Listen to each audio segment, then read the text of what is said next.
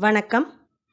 செம்மை மொழி மா. செந்தமிழன் அவர்கள் எழுதிய வேட்டல் எனும் நூலில் இருந்து இன்றைய செம்மை மொழி. தேவையானவை தேடி வரும். வேட்டைக்குச் செல்லும் பழங்குடிகளோடு காடுகளில் திரிந்த அனுபவம் எனக்குண்டு.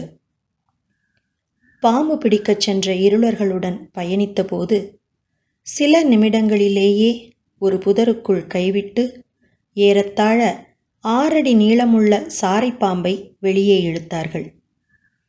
நச்சுப்பாம்புகள் உள்ளே இருந்தால் அவை கொத்திவிடாதா எனக் கேட்டதற்கு, இது சாரை தங்கும் புதர் எனத் தெரிந்துதான் கைவிட்டோம் என்றார்கள். நீங்கள் தேடி வந்த பாம்பு வகை எது எனக் கேட்டேன்.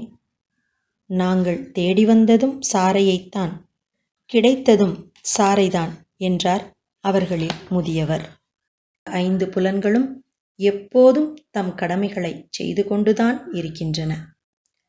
ஆனால் எது தேவை என்பதை 6ஆம் அறிவு உணர்த்துகிறது. அதன் பெயர் மனம். வேட்டைக்குச் செல்வோர் வெறும் புலன்களின் உத்தரவுக்கு கீழ்ப்படிவதில்லை. மனம் என்ன சொல்கிறதோ அதை கேட்கிறார்கள். அதை மட்டுமே கேட்கிறார்கள். 5 புலன்களின் அறிவுறுத்தல்களை மதித்து நடக்கிறார்கள். ஆனால் அவற்றை மட்டுமே பற்றுக்கோலாக பற்றிக் கொள்வதில்லை. புறத்தில் உள்ள எல்லாமே காட்சிதான். மனிதரால் காணத்தக்க எல்லாவற்றையும் காண கண்களால் முடியும். ஆனால் எது தேவை என்பதை பொறுத்துத்தான் பார்வை கிடைக்கிறது. காட்சி கண் எனும் புலனால் கிடைப்பது, பார்வை மனத்தால் கிடைப்பது.